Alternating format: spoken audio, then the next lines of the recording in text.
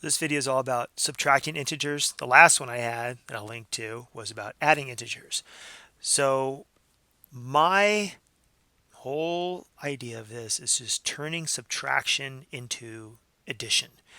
And we do that by something that's called adding the inverse. So the inverse is a fancy name for just the opposite of. For instance, the inverse of 3 is negative 3. So they're just opposites of each other. The inverse of negative 6 is positive 6.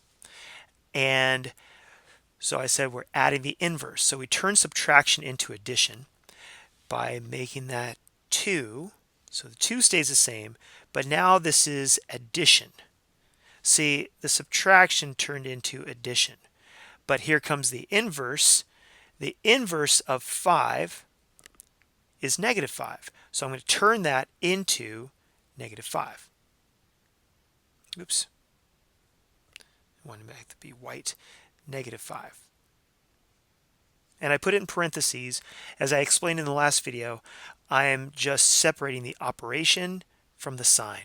So this is addition, and that's negative. It's not plus minus. And now that it's addition, it's just like adding integers, where we can move 2 to the right. So it's 2 to the right, like that. And then plus negative 5 right here means we're going to go 5 to the left. And so it'll be 1, 2, 3, 4, 5, and we end up at negative 3. So the answer to that one is negative 3. I got to squeeze that in there, negative 3. Okay. In this problem, negative 3 minus 4. I'm going to turn that subtraction into addition. And I do that by the first number, negative 3, that stays the same. But now I'm going to turn this into addition because that subtraction becomes addition. But in order to keep this with the same answer, the second number has to be an inverse. So the inverse of 4 is negative 4. And now it'll be negative 3 plus negative 4. And so that would be negative 3, 1, 2, 3 to the left, and then 4 more, 1, 2, 3, 4 to the left, and that is negative 7. So negative 3 plus negative 4 equals negative 7. So now we have 1 minus negative 4. And again, that subtraction, and that is negative. So it's 1 minus negative 4. The parentheses separate the operation and the sign. So if I move along 1 to the right, that would mean 1 to the right. That's a pretty small movement. But I have to employ that rule again of turning subtraction into addition. So that's what I'm going to do right now. Turn that subtraction into addition. So I will write equals 1 plus, so I've turned this into addition right here. That's now addition.